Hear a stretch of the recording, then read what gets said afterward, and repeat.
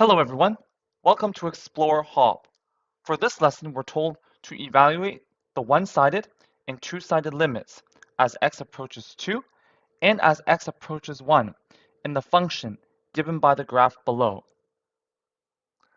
Let's first start by evaluating the one-sided limits as x approaches 2. From the graph, we can see that as x approaches 2 from the left, f of x approaches 3.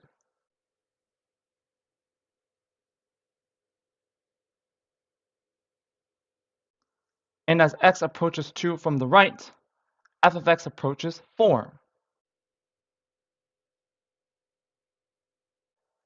So this means that the limit as x approaches 2 from the left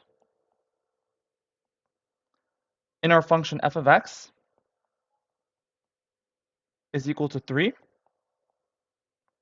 and the limit as x approaches 2 from the right in our function f of x is equal to 4. Since the left and right-sided limits are not equal to each other, then this means that the limit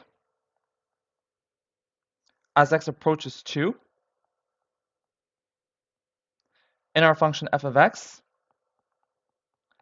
does not exist. Now, let's evaluate the one-sided and two-sided limits as x approaches 1. From the graph, we can see that as x approaches 1 from the left, f of x approaches 2.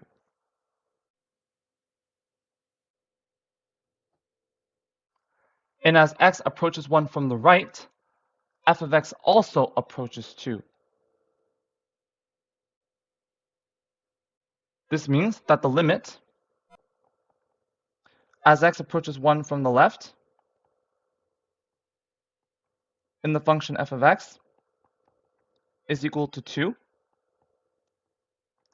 and the limit as x approaches 1 from the right in the function f of x is also equal to 2.